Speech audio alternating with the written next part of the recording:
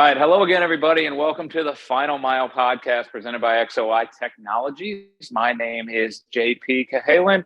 The Final Mile podcast is about talking through the utilization of technology for field service technicians and how technology such as XOI can supercharge what your technicians are doing in the field through the capturing of data to create insights, but also, and primarily what we're going to talk about today, is really transforming that customer experience into, I guess, this next generation of what it should be. So we're going to get ourselves off and running here. I am joined by Alex Kaslofski, a service sales executive over at Atomatic.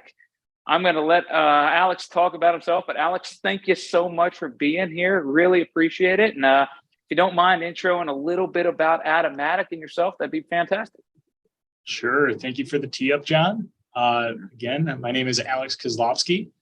I'm with Atomatic Mechanical Services out of Chicago, Illinois. We cover a pretty large area, anywhere from Wisconsin border all the way as far west as like Rockford area. If people are familiar with the Chicagoland area, and down south in Joliet. So anything you consider Chicagoland, that's where we cover.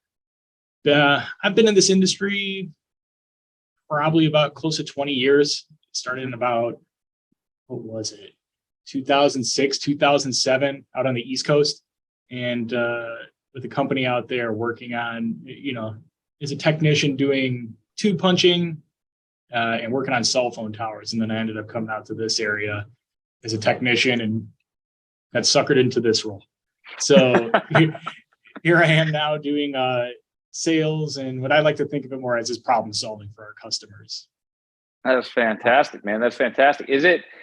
I know I've worked with your team in the past. You guys are commercial and residential in the Chicagoland area, right?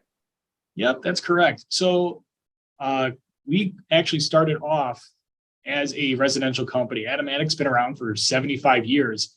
And about 3 decades ago or so, I believe, we moved into the commercial market. And it's pretty insane to think that now we're up to about 50 technicians commercially alone. And we have a whole construction arm with controls group, as well as we still carry the roots of our residential group too. So, but primarily we're in the commercial service market. Awesome, man. No better place to be in Chicago. Everybody out there knows that I'm based out of Chicago. Go Bears, got to say it. But no, it's it's fantastic to have you on. I love the perspective that we're going to get from you as we kind of go through this, because you were a technician. You kind of done all those things. We're probably utilizing different types of technology as a tech. And now you're kind of on that sales aspect of it. And I love how you put it. You're a problem solver. I bet you're seeing things from a little bit different perspective in regards to technology and what the customer may expect from being on the other side of the fence. So I love being able to talk to people that are in, kind of start here and end up here and are currently here, and the different perspective that goes on. As we talk about that, have you seen a change over the last, let's call it like 5 to 7 years, in regards to kind of, let's call it customer engagement? Are customers, especially on the commercial side, kind of expecting more out of their service providers and what they want? I'd have to say the simple answer is just yes. They are expecting more. And the interesting thing is, years ago, I know everybody's done it. I feel like in this industry, we didn't give a lot of information. There would be a paper service ticket with a very general guideline of what was given. So in this day and age, I don't think the customers understand what all is out there, especially with what we're capable of now. Just because we could provide them pictures, we could provide them web links, and also as well as just a lot more information for the person that is outside of the state. So just as you've said before, with companies being out of state, with management teams, and then they have properties or assets within this region, we now could provide that information to them through the web links, and they'll be able to see all that stuff and understand why they need to invest in equipment replacements or anything of that nature. Yeah, it's definitely kind of, I blame Amazon. It's a blessing and a curse, right? I feel like they really screw the whole thing up for everybody's expectations, especially in that kind of commercial type of environment. I know you guys have been using XOI for quite some time. And for those that are out there that maybe, the first time they're listening to this, or they're, fans and users of XOI, everything's shared through a web link, very similar to YouTube. You guys have been kicking these things around. I'd love to take you back to a mindset of kind of like, as you were a technician, trying to explain these things to your points of contact who may not have that level of education in regards to the equipment and the assets that you were working on.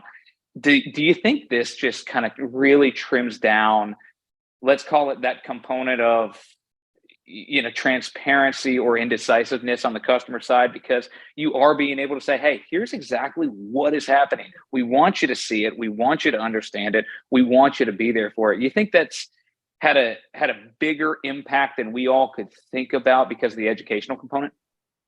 Absolutely. It sells itself if they can see it.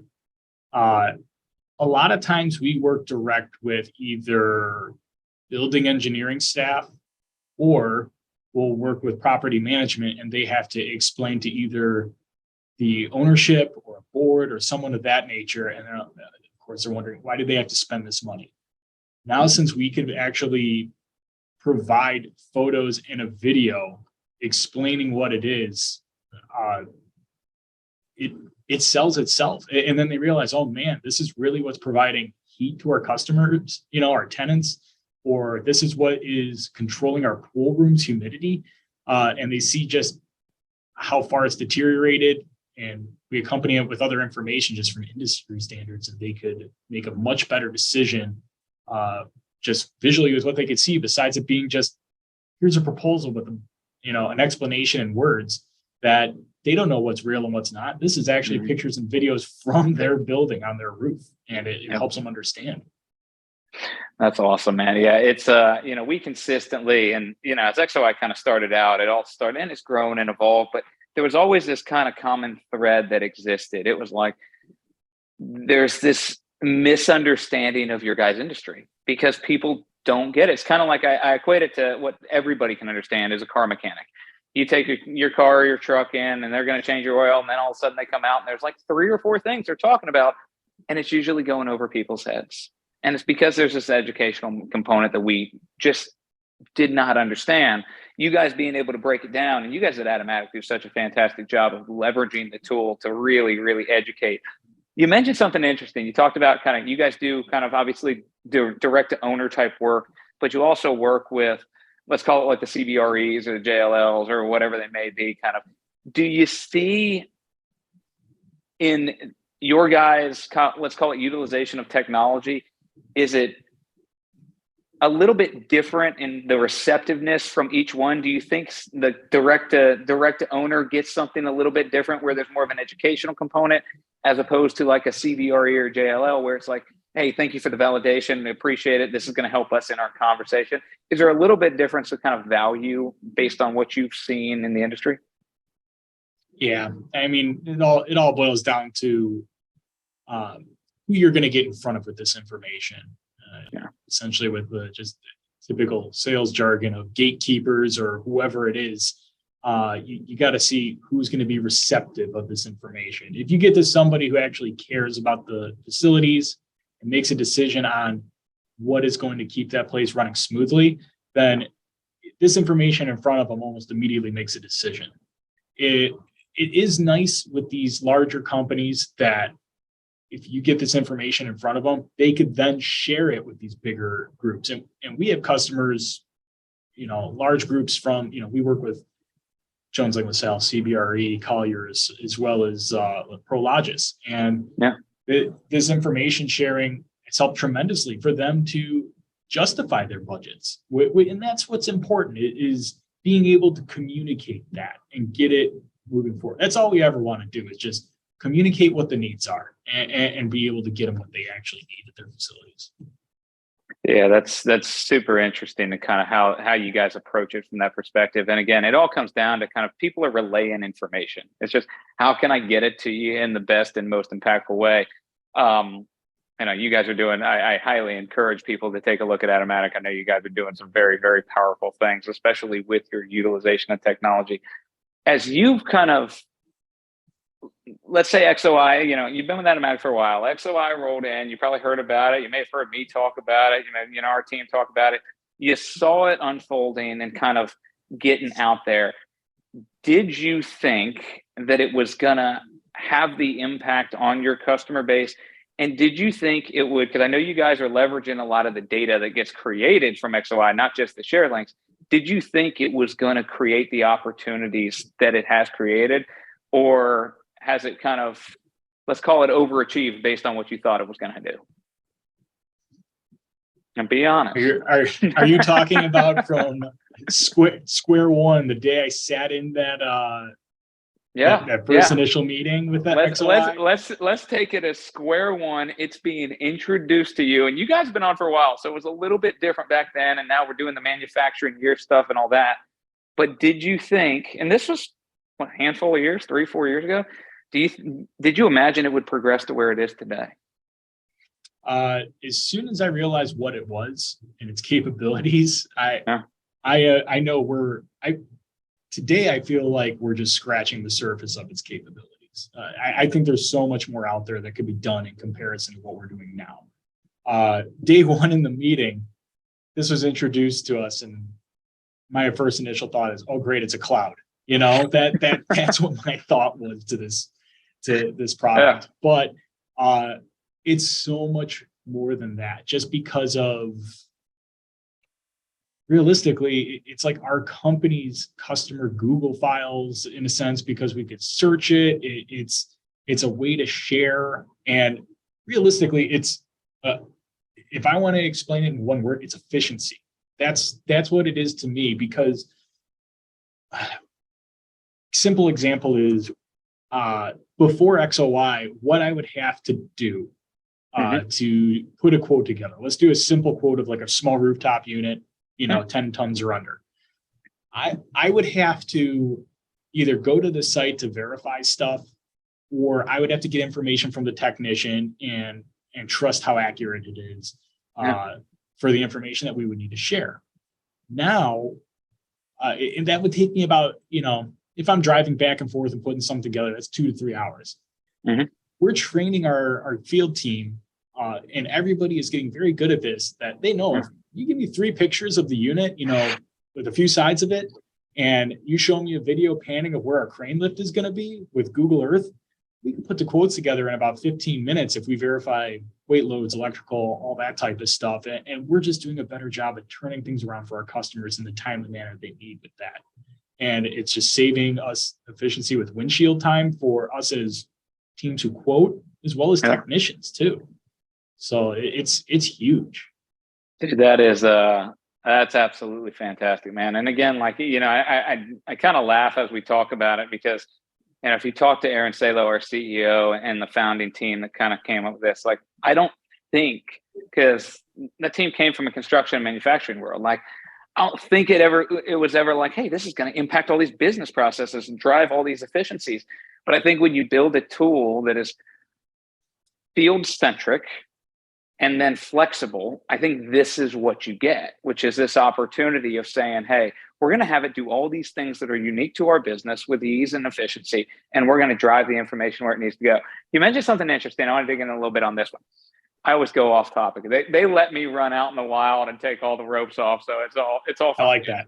That's okay. As you talk about kind of that efficiency gain, you have a background as a technician, so you're putting kind of quotes together, probably with, and I'm not trying to disparage anybody on the kind of that sales resume side, probably with a little bit more technical knowledge than most. And you're saying it makes you more efficient. Do you think this takes kind of an average, let's call it a growing and learning salesperson or estimator, and allows them to reduce that time that they would need to go on site and make them more efficient and educate them at a faster clip, because they're being able to put their eyes on more things they're quoting as opposed to less? Yeah.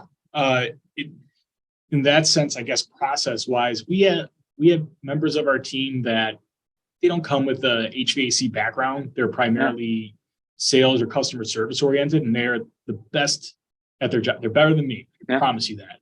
And but what's awesome about it is with us utilizing something like XOI, we have other team members, like field foremen, supervisors. They're the ones who help us estimate if we ever have anything in question that we're doing. Mm-hmm. Our goal always, as a sales team member, if it's able to be accessed safely by our team, we take pictures and videos, rough measurements, and we could then sit down with our estimators, such as our construction manager or sheet metal foreman or anyone on our supervisor team. Instead of them having to perform a site visit themselves, we have the information for them. And it's 15 minutes for us to have a powwow, spitball some numbers together and get a quote out there without them having to drive back and forth of, oh, I'll have to see it. You can see everything with the videos and the pictures, and enough to be pretty darn accurate. So yeah, it's absolutely huge. That's fantastic, man. Yeah, it's the last time I did this podcast, I think I was talking to a guy named Vinny Eggerson. He kept using the word tentacles, and he's like, just where it's gone inside of their organization. They're out of Manhattan. It's just funny. It's kind of the same thing here. It's like, you roll it into one place and then it grows and becomes this thing that, I don't think you guys thought it was going to be that thing. If we were honest with ourselves at XOI in the very early days, I don't think we thought it would be where it is, but I think it's listening to the industry and making sure that we're providing something that you guys are going to find is valuable and it's going to drive efficiency in your business. As we I know we're in a weird spot in the world, right? I think we all believe a recession is coming. Some people will say it's here. Others are saying it's going to get worse and we're 12 months away. As you guys have kind of looked at what you collected inside XOI, you talk about it being that kind of Google Drive for everything you've done. Is accessing this information and creating this historical reference something that you guys are leveraging to help customers prepare, whether it be for capital planning, budget planning, or kind of recession preparing? Do you utilize this data in any specific way? And if it's a proprietary thing and you're like, hey, I don't want to give away any secrets, by all means, you can go ahead and say that. But is it been helpful in your ability to communicate with outside factors, whether it be supply chain or recession? Yeah, I mean, it's definitely helpful. I mean, there's no secrets here. It's all paid forward. If somebody has a better mousetrap than me, I just hope they share it with me. So I would have to say, yeah. I mean, one of the big things for me is that we have HVAC reports that we put together, and it all started with us going and doing these surveys. And we would do these surveys and use XOI to report the information from these surveys. And then we stepped it up to the next level of the PDF and survey reports that we fill out is basically, here's a table. Here's what equipment services that building. Here's the condition it's in, good, fair, poor, whatever it may be. And we give a budget number for replacement. The XOI link is now getting embedded into those PDFs. So you could click it, see pictures of the equipment that we just reported on, and you actually have a map showing where those units are located on top of the building from Google Earth. And then we also could share videos with it too. So that has been a huge help for a customer to make decisions of, all right, we know we're going to have issues with leasing. So this building itself, it has a lot of repairs that are necessary, or we might need to look into doing some replacements before we have someone move in. Otherwise, we're going to have a lot of issues here with them paying their rent. Or they might think, oh, a couple repairs, this one's ready to go. We could lease this one out in no time. So that, yeah, I mean, as far as the recession goes, we haven't felt it yet. I mean, everybody talks about it coming, but we're still hiring. I mean, we're, like I said, we just got up to 50 technicians and hired people. We're filling our internal staff like crazy just because supply and demand and customers still just keep coming.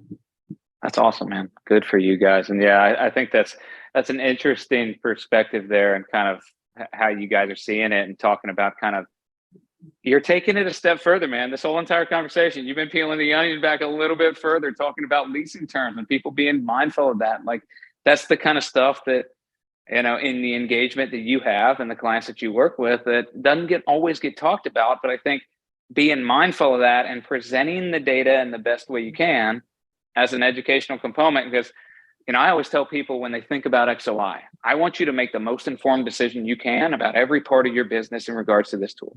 And I think you guys are approaching it the same way with what you do. I know you've been doing a great job with it for a very long time. Got one last question for you. Actually, I got two. I'm going to throw you a curveball at the very end. This one's going to be kind of real. As you think about, and again, put your tech hat on along with kind of your current role. As you think about technology moving forward, where do you think it should go for the customer? Do you think there's room to grow there? Do you think there's something that the customer needs in the next 3, 5, 7 years? Or if you want to answer it from the tech's perspective, where do you think technology should go there? And I'm not just talking about XOI, I'm talking about the whole gamut. And those are both the questions, both. You can answer both if you want to, or you can answer from one perspective if that's all you want to do. Ooh, so you're wondering what's kind of our next step in the next 5-10 years for this. And yeah, I mean it's all about the efficiency gains. Okay.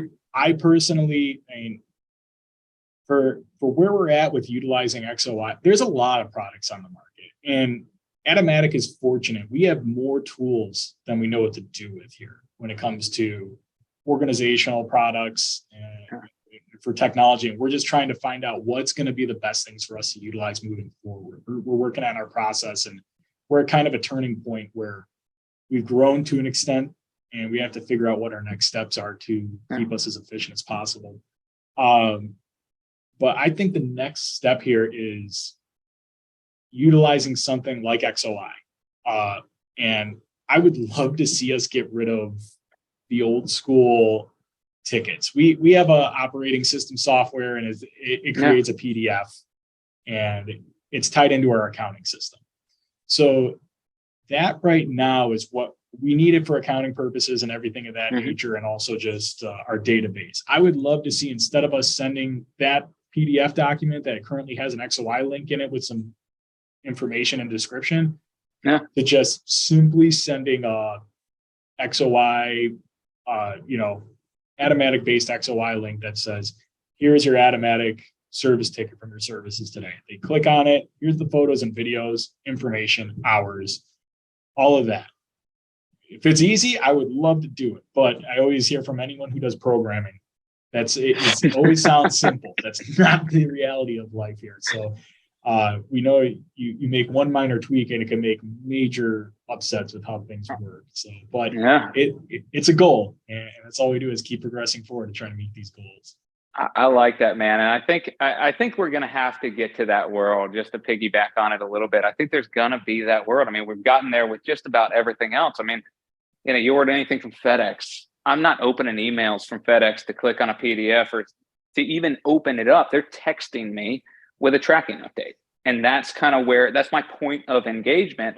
And as you kind of talk about, hey, if we got rid of PDFs, instead of kicking an email out from that field service management platform or that whatever it is, could it be a cell phone number where they get a link? And it needs to store somewhere and go somewhere else as well. But could that be it? Because that we know people are holding that in their hand all the time.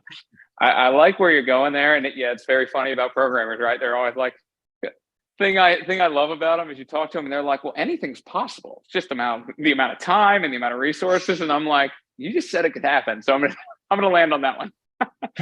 All right. So final question for you. This is the fun one. So if I gave you an option to have and take care of, so the words and take care of, one horse-sized duck, so horse-sized duck, or 10 duck-sized horses, what would you want? Definitely one horse-sized duck. Love that. Why? I'm just a fan of ducks. I can't. And so if I have 10 duck-sized horses, that does me no good. I'm just a fan of a duck over a horse. So I'm a little biased. Dude, sorry. Dude, that's perfect. I've always said the same thing. I want the horse-sized duck, and you can appreciate this being in Chicago and probably seeing that movie where Vince Vaughn was doing tours. I could take Chicago by land, air, and sea if I had a horse-sized duck. I could ride that thing across the lake. I could fly it, and I could walk it. So that's my life in a nutshell. Ancestors of dinosaurs, baby. Hey, man, that's it. Dude, Alex, this has been fantastic. I encourage everybody that's listening, if you are in the Chicagoland area, check out Atomatic. They have an absolutely fantastic team filled with a bunch of guys like this that know what they're doing and are doing it right. For all the rest of you out there, thank you for sitting in on another episode of The Final Mile. We will be back again, and we appreciate you paying attention.